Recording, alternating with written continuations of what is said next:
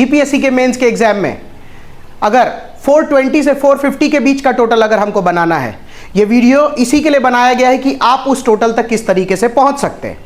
If you see in the past 4 to 5 odd years, जो GPSC के rank 1 होते हैं उनके मार्क्स करीब करीब 500 के करीब होते हैं।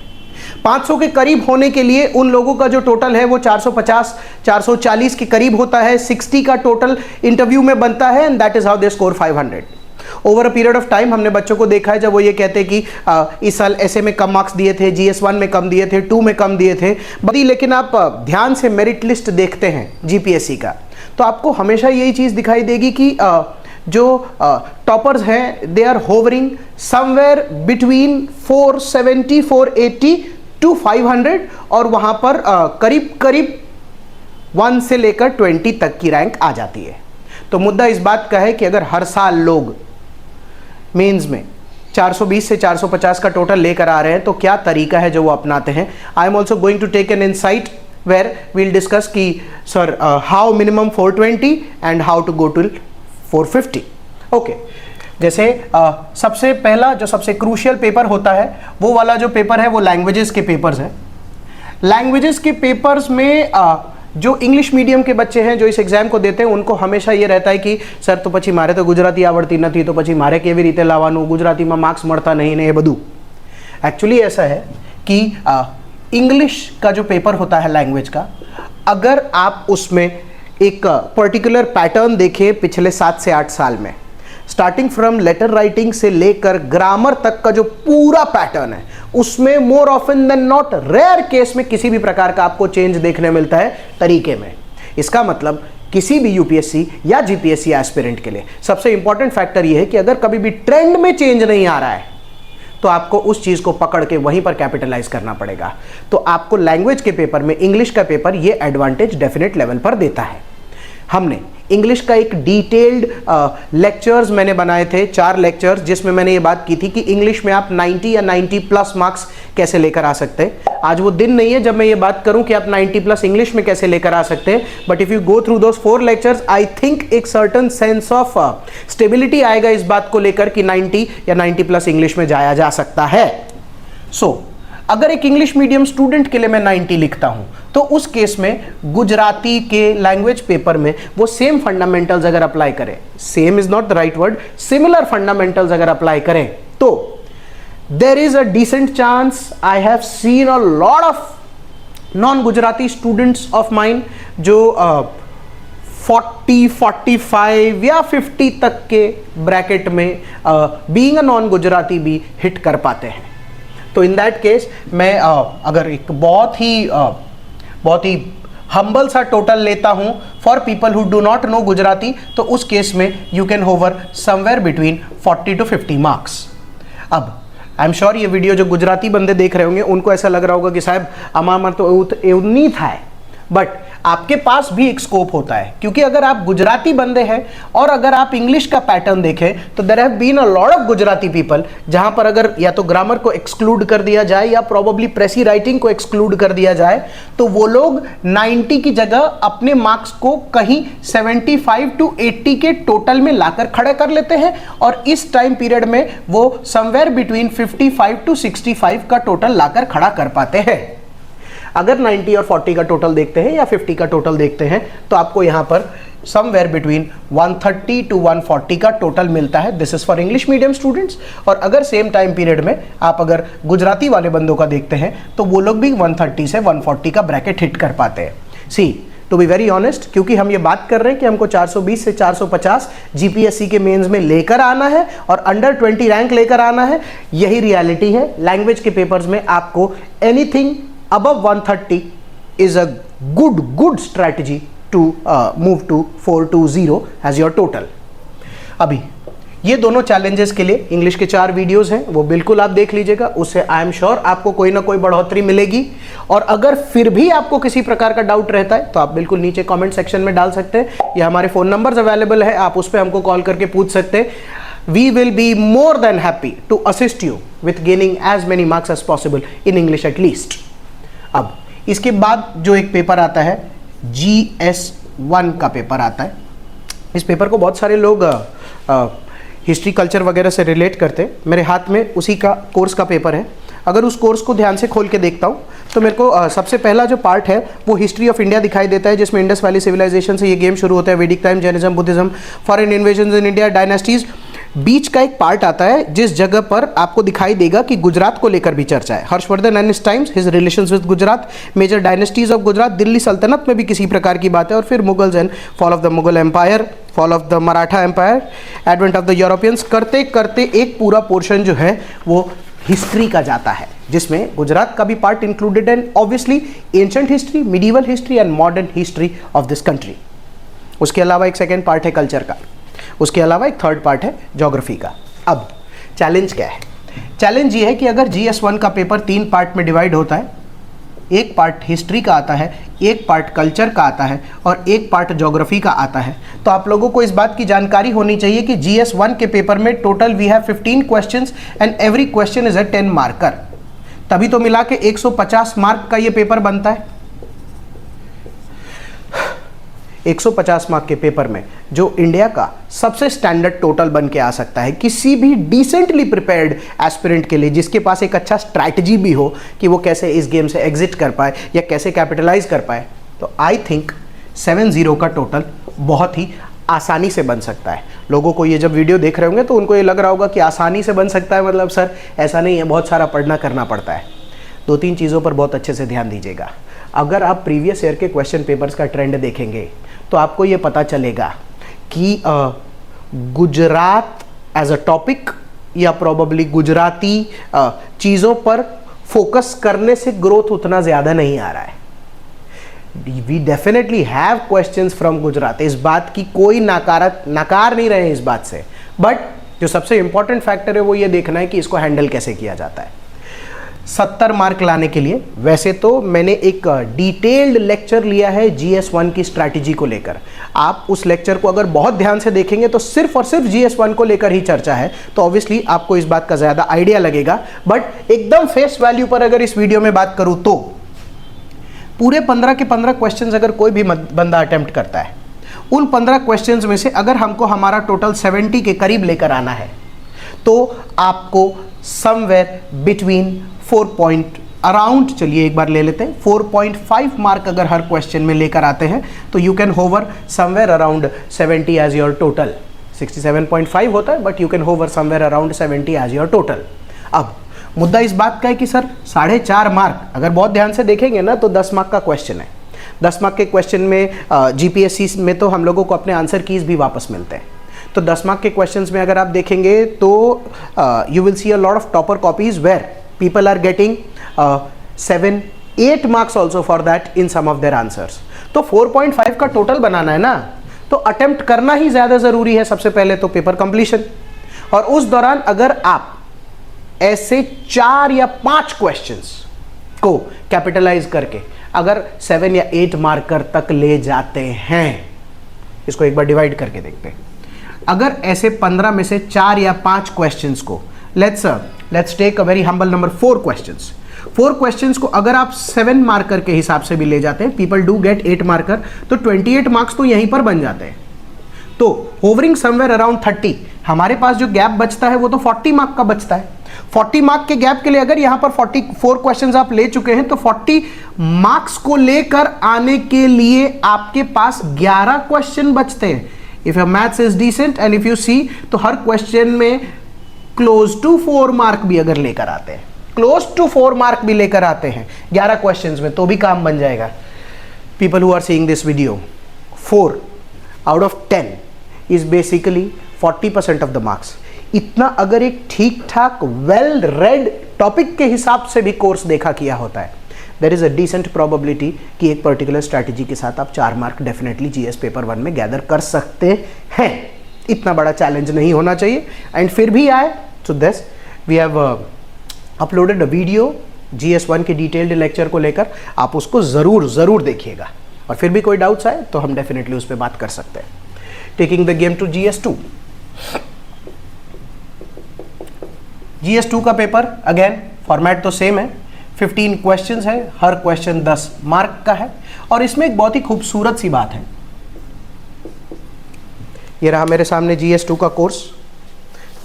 अगर मैं GS2 का कोर्स मेरे सामने उठाता हूँ तो जो पार्ट ए है वो इंडियन पॉलिटी एंड कॉन्स्टिट्यूशन है, पार्ट बी जो है वो पब्लिक एडमिनिस्ट्रेशन एंड गवर्नेंस है, और पार्ट सी जो है वो एथिक्स इन पब्लिक सर्विस है। इसको एक बार के लिए अगर यहाँ लिखता हूँ मैं कि ये पॉलिटी वाला पार्ट है, ये गवर्नेंस प्लस पब एड वाला पार्ट है, and the third is ethics वाला पार्ट है। More often than not over a period of time I have observed कि तीनों मिला के 5 क्वेश्चन आते हैं।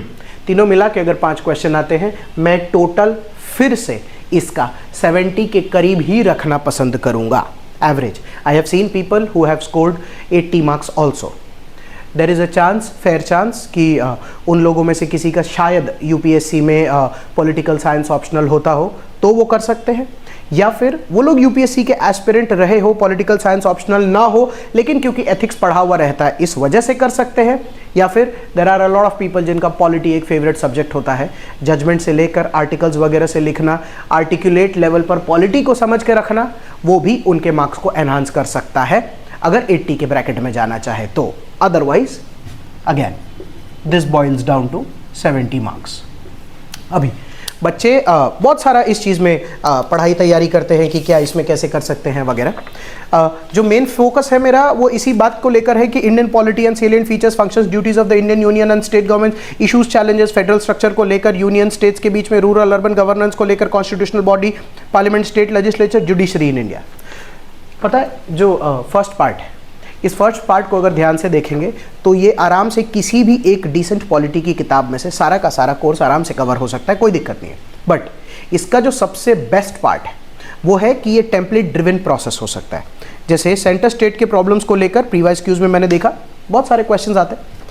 अगर केंद्र सरकार और राज्य सरकार में, मान लीजिए गुजरात सरकार ले, टेम्पलेट्स के हिसाब से चीज़ें फिक्स है, दोनों के बीच में कॉन्स्टिट्यूशनल प्रॉब्लम हो सकती है, पॉलिटिकल प्रॉब्लम्स हो सकती है, इकोनॉमी की हो सकती है, स्ट्रक्चर ऑफ सिस्टम की हो सकती है, एडमिनिस्ट्रेटिव प्रॉब्लम्स हो सकती है, जुडिशियल हायरार्की को लेकर प्रॉब्लम्स हो सकती है, ज्योग्राफिकल या एनवायरमेंटल प्रॉब्लम्स हो सकती है। पेस्टल जी जिसको हम बोलते हैं उस टाइप की प्रॉब्लम्स फिक्स है। हर साल कोई ना कोई सेंटर और स्टेट के बीच में किसी न किसी एक प्रॉब्लम को लेकर चर्चा किया होता है। प्रॉब्लम कोई भी हो, प्रॉब्लम के जो सोल्यूशंस होते हैं वो एक पर्टिकुलर हायरार्की से फिर टेम्पलेट ड्रिवन प्रोसेस जाता है। Constitutional solution, statutory, political, administrative, economic, committee based या कोऑपरेटिव फेडरलिज्म को लेकर आप सोल्यूशंस में लिख सकते हैं। जैसे इसका जो सबसे ठीक पार्ट मुझे लगता है जो पिछले कुछ सालों से पूछा जा रहा है, just taking an example of suppose any admin body that has been asked, any, we read a lot of administrative bodies जिस पे आते हैं या कॉन्स्टिट्यूशनल बॉडीज जिस पे क्वेश्चन आता है। Suppose taking an example of election commission, अगर उसको चेंज कर दे तो यूपीएससी का चेयरमैन ले लेते हैं, उसको चेंज कर दे तो कोई भी स्टैट्यूटरी बॉडी ले लेते हैं। तब भी सारी बॉडीज में टेम्पलेट बेस्ड अगर तैयारी किया जाए तो प्रॉब्लम्स का हेड फिक्स है। एग्जाम्पल, कोई अगर ये मेरे हाथ में ये डॉक्यूमेंट है, कोई भी अगर इलेक्शन कमीशन का चेयरमैन है तो उनको political interference, funds, grievance redressal का issue, literacy among the public और प्रॉबली द टीम का issue, appointment, transfers, ethical dilemma, unutilised funds, corruption, ये कुछ ऑब्वियस चीज़ें हैं जिनकी उनको प्रॉब्लम्स आती है। सेम केस में अगर कोई भी जुडिशियल बॉडी लेते हैं, सपोज आप supreme court, chief justice of India लेते हैं, सुप्रीम कोर्ट का कोई जज लेते हैं, हाई कोर्ट के जस्टिस लेते हैं या हाई कोर्ट के और जजेस लेते हैं, तो जुडिशियल बॉडी को भी सिमिलर टाइप के प्रॉब्लम्स आते हैं जो टेम्पलेट बेस्ड सोल्यूशन लिखा जा सकता है। जिसमें एग्जाम्पल, जुडिशरी में प्रॉब्लम नंबर्स की है, रिटायरमेंट एज की है, ट्रांसफर्स की है, वैकेंसी की है, अकाउंटेबिलिटी की है, प्रमोशन की है, अपॉइंटमेंट की है, नॉट हैविंग स्पेशलाइज्ड नॉलेज की है, करप्शन की है, इंफ्रास्ट्रक्चर की है, इंडिपेंडेंस की है, कॉम्प्लेक्स लॉज या ओवरलैपिंग ऑफ लॉज की है। What I am trying to say in this whole process is, ये वाला जो पार्ट है, इस वाले पार्ट को आप टेम्पलेट से मैनेज कर सकते हैं। If you have good templates, I am planning to take a detailed lecture on how to approach GS2 in the same manner जो मैंने GS1 में लिया था, तो ऑब्वियसली उसमें बात करेंगे। बट अगर टेम्पलेट बेस्ड अप्रोच होता है तो बिल्कुल इसी गणित के साथ कम से कम ऐसे 4 से 5 क्वेश्चन अगर हम तीनों में से ढूंढ के निकाल लें जो हमको 7 या 8 मार्कर फैच कर सकते हैं, तो बाकी में एवरेज जाकर हम 70 तक पहुंच सकते हैं। जैसे इसी का दूसरा एग्जाम्पल लेते हैं गवर्नेंस और पबैड में।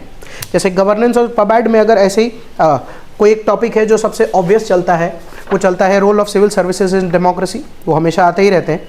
रोल ऑफ सिविल सर्विसेज अगर आप ध्यान से टेम्पलेट ड्रिवन देखेंगे तो उनका काम इंप्लीमेंटेशन ऑफ पॉलिसीज, वेलफेयर का रोल, एडवाइजरी का रोल, इंटरफेस का role, regulatory role, being specialist है, having wide variety of services है।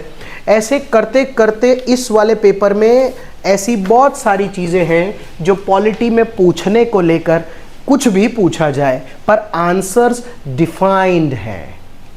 सेम केस में गवर्नेंस और पब्लिक एडमिनिस्ट्रेशन को लेकर पूछा जाए, you have to be very very strong when you are seeing the trend of the previous year question papers. तो आप ये भी देख लेंगे कि उसमें भी आपको इस जगह पर टेम्पलेट को लेकर लिखने का एक अच्छा अप्रोच मिलता है। Coming to the ethics part, बहुत लोगों के लिए जो कोर जीपीएससी की ही एग्ज़ाम की तैयारी करते हैं उन लोगों के लिए ये थोड़ा कम्बरसम प्रोसेस हो जाता है एथिक्स। बट अगर एथिक्स के कोर्स को ध्यान से देखा जाए तो कोर्स से ज़्यादा if I am given a chance I think मैं एथिक्स के पर्सपेक्टिव बनाने में ज़्यादा बिलीव करूँगा, क्योंकि अगर पिछले प्रीवियस ईयर के क्वेश्चन पेपर्स को देखा जाए तो एथिक्स में जैसे जितना भी कोर्स लिखा है, ethics and human interferes, attitude को लेकर लिखा है, इमोशनल इंटेलिजेंस को लेकर लिखा है, role of family society educational institutions को लेकर लिखा है, issues and challenges in ethics को लेकर अगर लिखा है, इन पे मेरे सामने ये 5 टॉपिक है और इन 5 में से हर टॉपिक पे एक एक क्वेश्चन हर साल आता है। तो अगर आप इन टॉपिक्स को टॉपिक वाइज भी तैयारी कर लेते हैं और अगर आपको ऐसा लगता भी है कि मेरा एथिक्स कमज़ोर पड़ जाता है, जिनका स्ट्रेंथ है उनको तो कोई तरीके की दिक्कत नहीं आएगी, कमज़ोर भी पड़ जाता है तो 70 के टोटल में आप पॉलिटी और गवर्नेंस प्लस पबैड पे ज़्यादा अच्छे से खेल सकते हैं। अगेन 70 का मेरी गणित इसी बात को लेकर कहती है कि अगर आपके पास 4 या 5 क्वेश्चन पॉलिटी और गवर्नेंस एंड पबैड को मिलाकर ऐसा हो सकता है जहाँ पर अगर आप 7 मार्कर उठा सकें गेम में, 7 4 28, 7 5 35 होता है, तो you can range anywhere between 28 to 35 marks in GS paper 2 70 के टोटल को ले जाने के लिए। उसके अलावा अगर आपका ये वाला सब्जेक्ट कमजोर भी पड़ जाता है, स्ट्रेंथ है तो हम बात कर चुके हैं, आप 80 प्लस जा सकते हैं, अगर कमजोर भी पड़ जाता है तो भी आप इस चीज को बहुत बेहतर तरीके से खेल सकते हैं। जहां पर अगर अटेम्प्ट में अपने पास 10 से लेकर 11 ऐसे क्वेश्चन बचते हैं जिसमें एथिक्स इंक्लूडेड है, तो समवेयर बिटवीन 3 to 4 मार्क्स अगर आप इस चीज़ में गेन कर लेते हैं तो 30 to 40 का रेंज यहाँ पर आ जाता है। एंड मिला जुला के जो आपका टोटल है वो कॉम्प्रिहेंसिव लेवल पर somewhere between 60 to 70 and if people are good तो 70 प्लस भी बन सकता है। ये जीएस पेपर 2 का पार्ट खत्म हुआ। अब जो जीएस पेपर 3 है उसको लेकर लोगों को बहुत सारे चैलेंजेस हैं। चैलेंज इसीलिए क्योंकि बहुत ही डायनेमिक पेपर होता है, डायनेमिक पेपर है and it is such that science and technology इसका पहला पार्ट है। इंटीग्रेशन ऑफ साइंस से लेकर टेक्नोलॉजी इनोवेशन से लेकर आईसीटी से लेकर इंडिया का स्पेस प्रोग्राम से लेकर salient features, nuclear policy, India का एनर्जी लीज, डेवलपमेंट, नेचर, स्कोप, ये वो से लेकर इश्यूज रिलेटेड टू आईपीआर। लोग बोलते हैं कि बहुत ही वॉल्यूम वाला है जीएस पेपर 3। तो वॉल्यूम वाला जीएस पेपर 3 है तो ये भी 3 पार्ट में डिवाइडेड है। बिल्कुल, एक साइंस वाला पार्ट है, एक इकोनॉमी वाला पार्ट है एंड ऑब्वियसली एक करंट अफेयर वाला पार्ट है। साइंस के क्वेश्चंस भी करंट अफेयर्स बेस्ड होते हैं, इकोनॉमी के क्वेश्चंस भी करंट अफेयर्स बेस्ड होते हैं एंड ऑब्वियसली करंट अफेयर्स तो करंट अफेयर्स बेस्ड होते ही है। तो ये पेपर उन लोगों के लिए बहुत ज़्यादा अच्छा हो जाता है who are well read with the recent happenings that have happened in the country। इनको अप्रोच करने के बहुत सारे तरीके होते हैं। जैसे मैं यहाँ पर 2 तरीकों पर खाली चर्चा कर रहा हूँ। उसमें से एक जो तरीका है वो ये होता है कि हम लोग उसको बोलते हैं temporal approach. Temporal approach is in the context of time. तो कोई भी एक आंसर अगर आप लिखते हैं तो अभी ऐसा हुआ था, फिर ऐसा हुआ था, फिर ऐसा हुआ था, फिर ऐसा हुआ था, फिर ऐसा हुआ था और फिर करंट सिचुएशन अभी ऐसी है, ये टेम्पोरल अप्रोच होता है। कोई भी अभी मेरे सामने जो कोर्स दिख रहा है उसमें अगर इंडियन इकोनॉमी वाला ही पार्ट उठा लूँ तो इसमें लिखा है land reforms in India and Gujarat, temporal approach में आएगा। उसी में लिखा है Indian economy in the post reform period, background क्या था इंडियन इकोनॉमिक एंड रिफॉर्म्स का, वो भी टेम्पोरल अप्रोच में आएगा। इकोनॉमिक डेवलपमेंट सिंस इंडिपेंडेंस वगैरह क्या है, major features of Indian economy independence के वक्त क्या रहा था, उसका कैरेक्टरिस्टिक कैसे ग्रो हुआ है, इंडिया का फिर अगला टॉपिक है एग्रीकल्चरल ग्रोथ हिंदुस्तान में कैसे हुआ, इंडिया का Indian tax system, public expenditure वगैरह कैसे बन के तैयार हुआ, इंडस्ट्रीज कैसे बन के तैयार हुई, तो उस केस में आप टाइमलाइन या टेम्पोरल बेस्ड अप्रोच रख सकते हैं। एक और इसका अप्रोच होता है जिसको हम स्पेशियल बोलते हैं। Spatial is in the context of space. So basically ये अलग अलग तरीके से हम लोग कैसे क्या ग्रोथ लेकर आ सकते हैं वो क्वेश्चंस आते हैं। GS3 का पेपर के लिए एक डिटेल्ड वीडियो बनाना पड़ेगा उसको अप्रोच करने के लिए, but currently because we are talking about scoring somewhere between 420 to 450, तो इसीलिए मैं इस वीडियो में ज़्यादा चर्चा नहीं कर सकता इस बात को लेकर कि GS3 कैसे कर सकते हैं। बट स्पेशल अप्रोच में अगर बात करें तो आप अगर साइंस का अच्छे से कोई भी क्वेश्चन देखेंगे तो उसमें लिखा होगा कि ओवरऑल साइंस कैसे ग्रोथ ला के दे सकता है। इकोनॉमी का क्वेश्चन देखेंगे तो आपको पता चलेगा कि ओवरऑल इकोनॉमी कौन कौन से सेक्टर्स को अच्छा कर सकता है, इकोनॉमी के कौन कौन से सेक्टर्स, पॉपुलेशन के कौन कौन से सेक्टर्स, इन जनरल कौन कौन से सेक्टर्स। तो अगर आपका पर्सपेक्टिव वाइड हो जाए, स्पेशल हो जाए, तो आपका जो 2 पेज या 3 पेज का आंसर जब आप लिखते हैं तो आप यहाँ पर स्कोप उठा सकते हैं। इन GS3 के पेपर में ज़्यादा से ज़्यादा उन लोगों को मार्क्स मिल सकते हैं जिन लोगों का सोचने का जो तरीका है वो या तो बहुत ही स्मूथ आता हो या तो बहुत ही वाइड होता हो। जैसे आई हैव सीन स्टूडेंट्स जो पॉइंट्स हंग्री होते हैं, ये वाला पॉइंट भी नोट डाउन करके रखता हूँ, ये वाला पॉइंट भी लिख के रखता हूँ, ये वाला पॉइंट उस वक्त याद आएगा। हीट ऑफ द मोमेंट में प्रैक्टिकल लेवल पर एक पॉइंट के बाद पॉसिबिलिटी थोड़ी कम हो जाती है, क्योंकि अगर आपका पर्सपेक्टिव बहुत अच्छा चल रहा है, अगर आपको चीज़ें बहुत अच्छे से इनग्रेन्ड है आपके ब्लड में, तो ही वो 3 घंटे में बहुत फास्ट वॉमिट हो पाता है उस चीज़ को लेकर। सो इस केस में मैं भी इसका एक पॉइंट के बाद इसके डिटेल में नहीं जा सकता, but I promise I will be taking a detailed lecture on GS3। तो इस केस में भी यहाँ पर लोग 70 मार्क्स को स्कोर कर पाते हैं आराम से। आराम से इसीलिए बोल रहा हूँ क्योंकि इस वाले केस में यहाँ पर ऐसा बहुत कम हो पाता है कि किसी में लोगों को अच्छे अच्छे मार्क्स मिल पाते हैं, बल्कि इस पेपर में ज़्यादातर कंप्लीट हो जाने के बाद हर क्वेश्चन में भी अगर एवरेज मार्क लेकर आते हैं, we have 15 questions to answer, अगर आप हर क्वेश्चन में 5 मार्क भी लेकर आते हैं, half of how much you can score out of 10, तो भी 75 का टोटल बनता है। किसी में अगर 4 मार्क होते हैं, किसी में 6 पे चला जाता है, तब भी टोटल बनता है। There are cases where people have scored 2 or 3 marks in one of the questions, 6 and 7 in some of the questions, तो मिला जुला के इसका टोटल भी 70 की तरफ जा सकता है। एंड मोस्ट इंपॉर्टेंटली 420 से 450 का टोटल बनाना है ना, तो अगर बनाना है तो इस तरीके से जाना तो पड़ेगा ही। And coming to the most decisive part of the game, जिसको ऐसे बोलते हैं। ऐसे में टोटल GPSC में 3 ऐसे लिखने को आते हैं। ऐसे का जो पेपर होता है वो 150 मार्क्स का होता है। The number of toppers that I know today, I have interacted with a lot of people. हमने उनके बहुत सारी आंसर कीज चेक की है, उनके टॉपर कॉपीज़ हमारे पास अवेलेबल है। And with a lot of respect and pride मैं ये कह सकता हूँ कि ऐसे में लोगों के 90 मार्क्स आते हैं। कुछ वीडियोस मैंने बनाए हैं जिसमें मैं ट्राई कर रहा हूँ लोगों को ये समझाने की कि वो अपने पर्सपेक्टिव्स को कैसे ब्रॉड कर सकते हैं और कैसे एक 50 मार्क के ऐसे में 30 मार्क पा सकते हैं। पीपल आर स्कोरिंग 30 का average in essay and they are scoring 90 marks in essay. ऐसे में 2 बहुत इंपॉर्टेंट फैक्टर्स हो जाते हैं। मैंने 30 लिखा है। People score obviously 35 in one of the essays and 25 in another, और probably 40 in one essay and 20 in another, वो एक अलग केस है। बट 30 का एवरेज तीनों में बन के 90 का टोटल बनता है। 2 चीज़ें बहुत ही इंपॉर्टेंट होती है ऐसे राइटिंग के वक्त।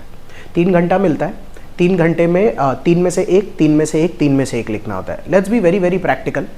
प्रॉब्लम ये हो जाती है कि 3 घंटे में जो चॉइस हर 1 घंटे में 1 ऐसे, ये तो बात फाइनल हो गई।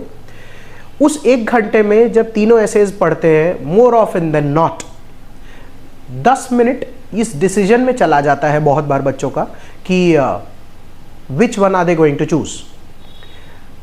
Let's take it takes 10 minutes, let's just take that it takes 10 minutes to decide. उसके बाद इफेक्टिवली 50 मिनट बचता है। 50 मिनट बचता है। 50 मिनट में इस बात की एंग्जाइटी होती है कि और भी 2 ऐसे बाकी हैं। पहला स्टेप ले लेने के बाद जो सेकंड स्टेप है उसमें ये हो जाता है कि 50 मिनट में स्ट्रक्चरिंग से 20 मिनट तक ही कर पाते हैं। प्रैक्टिकली, बिकॉज 8 से 10 पेज लिखने की नौबत आती है, आधा घंटा उस पेज को लिखने में रखना ही पड़ेगा। What are the very common mistakes that people make during essay writing?